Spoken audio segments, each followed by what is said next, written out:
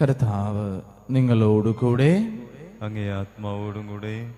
മർക്കോസിന്റെ വിശുദ്ധ സുവിശേഷത്തിൽ നിന്നുള്ള വായന. കർത്താവേ, അങ്ങേക്ക് മഹത്വം. അധ്യായം 1, തിരുവചനങ്ങൾ 21 മുതൽ. അക്കാലത്ത് യേശു കഫർനാമിലെത്തി. സാബത്ത് ദിവസം അവൻ സിനഗോഗിൽ പ്രവേശിച്ച് പഠിപ്പിച്ചു. അവന്റെ പ്രബോധനത്തിൽ അവർ വിസ്മയഭരിതരായി. കാരണം നിയമജ്ഞരെ പോലെയല്ല, അധികാരമുള്ളവനെ പോലെയാണ് അവൻ പഠിപ്പിച്ചത്. അശുദ്ധാത്മാവ് ബാധിച്ച ഒരുവൻ അവിടെ ഉണ്ടായിരുന്നു. അവൻ അലറി, നസറായനായ യേശുവേ, നീ എന്തിന് ഞങ്ങളുടെ കാര്യത്തിൽ ഇടപെടുന്നു? ഞങ്ങളെ നശിപ്പിക്കുവാനാണോ നീ വന്നിരിക്കുന്നത്? നീ ആരാണെന്ന് എനിക്കറിയാം, ദൈവത്തിൻ്റെ പരിശുദ്ധൻ. യേശു അവനെ ശാസിച്ചു, നിശബ്ദനായിരിക്കുക, അവനെ വിട്ട് നീ പുറത്തു വരിക. അശുദ്ധാത്മാവ് അവനെ തള്ളി വീഴ്ത്തിയിട്ട് ഉച്ചസ്വരത്തിൽ അലറിക്കൊണ്ട് പുറത്തു വന്നു. എല്ലാവരും അത്ഭുതപ്പെട്ട് പരസ്പരം പറഞ്ഞു, ഇതെന്ത് അധികാരത്തോടെയുള്ള പുതിയ പ്രബോധനമോ? അശുദ്ധാത്മാക്കളോട് പോലും അവൻ ആജ്ഞാപിക്കുന്നു, അവ അനുസരിക്കുകയും ചെയ്യുന്നു. അവന്റെ പ്രശസ്തി ഗലീലിയുടെ സമീപ പ്രദേശങ്ങളിലെല്ലാം പെട്ടെന്ന് വ്യാപിച്ചു. കർത്താവിന്റെ സുവിശേഷം. ക്രിസ്തുവേ, അങ്ങേക്ക് സ്തുതി.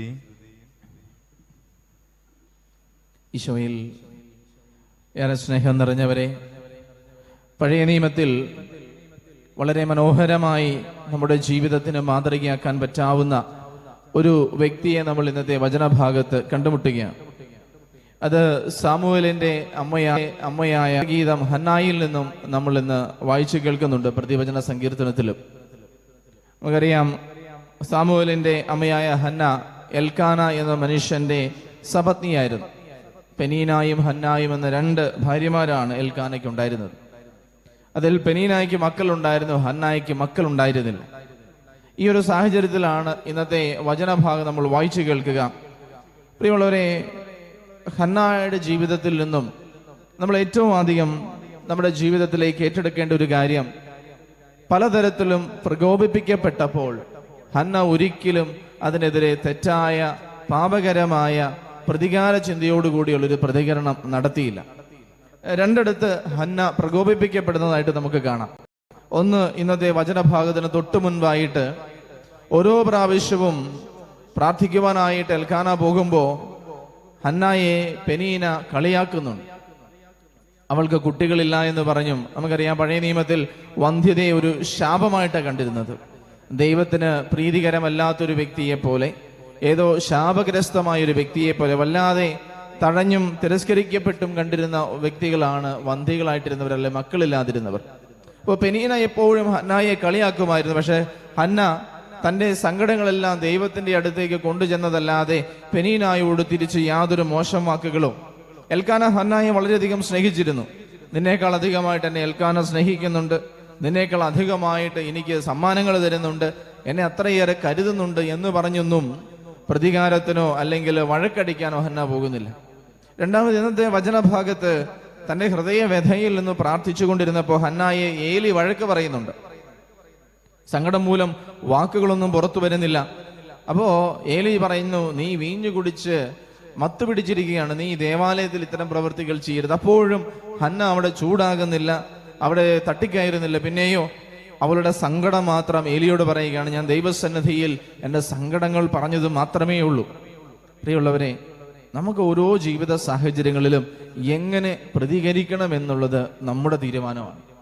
നമ്മുടെ എല്ലാവരുടെയും ജീവിതത്തിൽ പ്രകോപിപ്പിക്കപ്പെടുന്ന നിമിഷങ്ങൾ ഉണ്ടാവാം, കുറ്റപ്പെടുത്തപ്പെടുന്ന നിമിഷങ്ങൾ ഉണ്ടാകാം, മറ്റുള്ളവർ നമ്മളെ കളിയാക്കുന്ന നിമിഷങ്ങൾ ഉണ്ടാകാം, നമ്മളെ മുഖത്ത് നോക്കി തെറി വിളിക്കുന്ന സമയങ്ങൾ ഉണ്ടാവാം, നമ്മളെ വല്ലാതെ തഴഞ്ഞും തള്ളിക്കളഞ്ഞും ഉപേക്ഷിച്ചുമൊക്കെ സംസാരിക്കുന്ന ഇടങ്ങൾ ഉണ്ടാവാം. പക്ഷേ മറ്റൊരാൾ എന്നോട് പെരുമാറുന്നത് പോലെ തന്നെ ഞാൻ അവരോട് പെരുമാറണമെന്ന് വചനം ഒരിടത്ത് നമ്മളെ ഓർമ്മപ്പെടുത്തുന്നില്ല. അതിനേക്കാളൊക്കെ ഉപരി ഹന്നായുടെ ജീവിത മാതൃകയിലൂടെ വചനം നമ്മളെ കാണിച്ചു തരികയാണ്, നിന്റെ ജീവിതത്തിലെ ഓരോ ബുദ്ധിമുട്ടുകളിലും എങ്ങനെ പ്രതികരിക്കണമെന്ന്, ദൈവത്തോട് ചേർന്ന് നിന്നുകൊണ്ട് വ്യക്തികളെയും സാഹചര്യങ്ങളെയും എങ്ങനെ നേരിടണമെന്ന് നിനക്ക് തീരുമാനിക്കാം. അതാണ് നമ്മുടെ ജീവിതത്തിന്റെ ക്വാളിറ്റി വ്യക്തമാക്കുന്നത്. എന്നെ നോക്കി തെറി വിളിക്കുന്ന ഒരാളെ തിരിച്ച് തെറി വിളിക്കാൻ എനിക്ക് യാതൊരു പ്രയാസവുമില്ല. എന്നാൽ എന്നോട് വഴക്കടിക്കുന്ന ഒരാളോട് സംയമനത്തോടെ പെരുമാറാൻ, എന്നെ ചീത്ത വിളിക്കുന്ന ഒരാളോട് വളരെ ശാന്തതയോടെ ഇടപെടാൻ, എന്നെ പ്രകോപിപ്പിക്കുന്ന ഒരാളാൽ പ്രകോപിതരാകാതിരിക്കുവാൻ എനിക്ക് സാധിക്കുന്നിടത്താണ് ഒരു ക്രിസ്തീയ വിശ്വാസി എന്ന നിലയിൽ ക്രിസ്തുവിനോട് ചേർന്നുള്ള എൻ്റെ ജീവിതത്തിന് അർത്ഥം ഉണ്ടാകുന്നത്. രണ്ടാമതായിട്ട് ഹന്നായുടെ പ്രാർത്ഥനയാണ് നമ്മൾ ഏറ്റവും ശ്രദ്ധേയകരമായിട്ട് കാണുന്നത്. തുടർച്ചയായിട്ട് യാതൊരു തരത്തിലും തളർന്നു പോകാതെ വിട്ടുകൊടുക്കാതെ പ്രാർത്ഥിച്ചു കൊണ്ടിരിക്കുന്ന ഹന്നായുടെ പ്രാർത്ഥന. ഇതുപോലെ ഹന്നായെ പോലെ കുറെ വന്ധ്യത നിറഞ്ഞ കുറെ ആളുകളെ നമ്മൾ ബൈബിളിൽ പലയിടങ്ങളിലായിട്ട് കാണുന്നുണ്ട്. ഓരോ ഇടങ്ങളിലും ദൈവം അവരുടെ ജീവിതത്തിൽ വലിയൊരു അനുഗ്രഹം കൊടുക്കുവാനായിട്ട് അവരെ ഒരുക്കുന്നതിന്റെ ഭാഗമായിട്ടാണ് ഈ ഒരു കാലതാമസം പോലും വരുത്തുന്നത്. ഒരുപക്ഷെ എലിസബത്തിന്റെ ജീവിതം നമുക്കറിയാം, അല്ലെങ്കിൽ ഗിദെയോന്റെ അമ്മയുടെ ജീവിതം നമുക്കറിയാം. അങ്ങനെ പല വ്യക്തികളെയും നമ്മൾ കാണുമ്പോൾ പ്രിയമുള്ളവരെ, നമ്മൾ മനസ്സിലാക്കുന്ന ഒരു കാര്യം, ക്ഷമയോടെ കാത്തിരുന്നു പ്രാർത്ഥിക്കുന്ന ഓരോ വ്യക്തിക്കും ദൈവം തന്നെ അനുഗ്രഹങ്ങളുടെ ഭണ്ഡാരം തുറന്നു കൊടുക്കുന്നുണ്ട്. പക്ഷേ നിരന്തരമായ സ്ഥിരോത്സാഹത്തോടെയുള്ള ക്ഷമയോടെ കാത്തിരുന്നുള്ളൊരു പ്രാർത്ഥനയാണ് പ്രധാനം. ക്ഷമയോടെ കാത്തിരുന്ന് പ്രാർത്ഥിക്കാൻ നമുക്ക് പറ്റട്ടെ.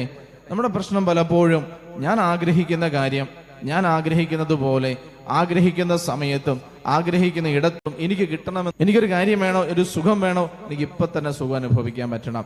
എനിക്കൊരു സന്തോഷം വേണോ, ഇപ്പൊ തന്നെ എനിക്ക് സന്തോഷം വേണം. ചിലതിനെ മാറ്റിവെക്കാനോ വേണ്ട എന്ന് വെക്കാനോ, ചില കാര്യങ്ങളെ ഒരുപക്ഷെ ക്ഷമയോടെ കാത്തിരിക്കാനൊന്നും ലോകം നമ്മളെ പഠിപ്പിക്കുന്നില്ല. പക്ഷേ വചനം നമ്മളെ ആവർത്തിച്ച് നമ്മളെ പഠിപ്പിക്കുന്ന ഒരു കാര്യം, ദൈവസന്നിധിയിൽ ക്ഷമയോടെ കാത്തിരുന്ന് നിരന്തരമായിട്ട് പ്രാർത്ഥിക്കുക. അവിടെ നിന്റെ പ്രാർത്ഥന കേൾക്കും. ഒരു കാര്യം നമ്മൾ ശ്രദ്ധിച്ചാൽ മനസ്സിലാകും, ഹന്ന ഒരിക്കലും തന്റെ പ്രാർത്ഥനയുടെ സമയത്തോ അല്ലാത്ത സമയത്തോ ആരെയും കുറ്റപ്പെടുത്തുന്നില്ല. പെനീനായെ കുറ്റപ്പെടുത്തുന്നില്ല, തന്റെ ഭർത്താവായ എൽക്കാനയെ കുറ്റപ്പെടുത്തുന്നില്ല, ദൈവത്തെ കുറ്റപ്പെടുത്തുന്നില്ല. തന്റെ സങ്കടം പറയുക മാത്രമാണ് ചെയ്യും. ദൈവമേ, എനിക്കൊരു ആൺകുഞ്ഞിനെ നിന്ന് നീ എന്നെ അനുഗ്രഹിക്കണം. ഒരു കുറ്റപ്പെടുത്തലുമില്ല, ഒരു പരാതി പറച്ചിലുമില്ല. തന്റെ ഹൃദയം പൂർണ്ണമായിട്ട് തുറന്ന് ദൈവസന്നിധിയിൽ നിരന്തരമായിട്ട് പ്രാർത്ഥിച്ചു കൊണ്ടിരിക്കുന്ന ഒരു ഹന്ന. പ്രിയമുള്ളവരെ, വചനം നമ്മളെ ഓർമ്മപ്പെടുത്തുന്നു, പ്രാർത്ഥനയിൽ മടുപ്പ് തോന്നരുത്. നിരന്തരമായിട്ട് പ്രാർത്ഥിക്കുക, ഇടപെടാതെ പ്രാർത്ഥിക്കുക. ദൈവം നിന്റെ പ്രാർത്ഥന കേൾക്കും. പ്രാർത്ഥന എന്നുള്ളത് എപ്പോഴും ഇരുന്ന് കൈവിരിച്ചോ മുട്ടുകുത്തിയോ ഉള്ള പ്രാർത്ഥനയല്ല. എൻ്റെ ഹൃദയം എപ്പോഴും ദൈവത്തോട് ചേർന്നിരിക്കുന്ന ദൈവവുമായിട്ടുള്ളൊരു ആഴമേറിയ ബന്ധത്തിന്റെ ഒരു പ്രതീകമാണ് പ്രാർത്ഥന. ഹന്നായുടെ ജീവിതത്തിൽ നമ്മൾ ഏറ്റെടുക്കേണ്ട അടുത്തൊരു കാര്യം, ഓരോ പ്രാവശ്യവും ജീവിതത്തിന്റെ എല്ലാ നിമിഷവും പൂർണ്ണമായിട്ടും ദൈവത്തിന് സമർപ്പിച്ച് ദൈവത്തിൽ ആശ്രയിച്ചൊരു വ്യക്തിയാണ് ഹന്ന. പ്രാർത്ഥനയുടെ അടുത്ത പടി അതാണ്. ഞാൻ പ്രാർത്ഥിച്ചു കഴിയുമ്പോൾ ആ പ്രാർത്ഥന എന്താണ്, എങ്ങോട്ടാണ് എന്നെ നയിക്കുന്നത്? ദൈവത്തിൽ ആശ്രയിക്കുവാൻ. ഒന്നും എൻ്റെ കരങ്ങളിലല്ല, എല്ലാം ഞാൻ ദൈവത്തിന് വിട്ടുകൊടുക്കുന്നു എന്നുള്ളൊരു സമർപ്പണ മനോഭാവത്തിലേക്ക് നമ്മളെ തന്നെ സമർപ്പിക്കാൻ പറ്റണം. ദൈവസന്നിധിയിലായിരിക്കുന്ന ഹന്ന തൻ്റെ എല്ലാ സങ്കടങ്ങളും എല്ലാ വേദനകളും ജീവിതത്തിന്റെ എല്ലാ നിമിഷങ്ങളിലും ഓടിച്ചെല്ലുന്നത് ഈശോയുടെ അടുത്തേക്കാണ്, ദൈവത്തിന്റെ അടുത്തേക്കാണ്. സ്നേഹം നിറഞ്ഞവരെ, ജീവിതത്തിന്റെ ഓരോ ബുദ്ധിമുട്ടുകളിലും സങ്കടങ്ങളിലും തിക്താനുഭവങ്ങളിലും നമ്മൾ ഒറ്റയ്ക്കാവുന്ന നിമിഷങ്ങളിലും ഞാൻ എന്നെ തന്നെ പൂർണ്ണമായിട്ടും ദൈവത്തിന് വിട്ടുകൊടുത്തും സമർപ്പിച്ചും ദൈവത്തിൽ ആശ്രയിച്ചും പ്രാർത്ഥിക്കാറുണ്ടോ? ഞാനിപ്പോൾ ശരിയാക്കി തരാം, അല്ലെങ്കിൽ ഇതിന്റെ പ്രതിവിധി ഞാൻ ചെയ്തു കൊള്ളാം എന്നതിലുപരി ഏറ്റവും ആദ്യം നിന്റെ സങ്കടങ്ങളുമായിട്ട് ദൈവത്തിന്റെ അടുത്തേക്ക് ചെല്ലുക.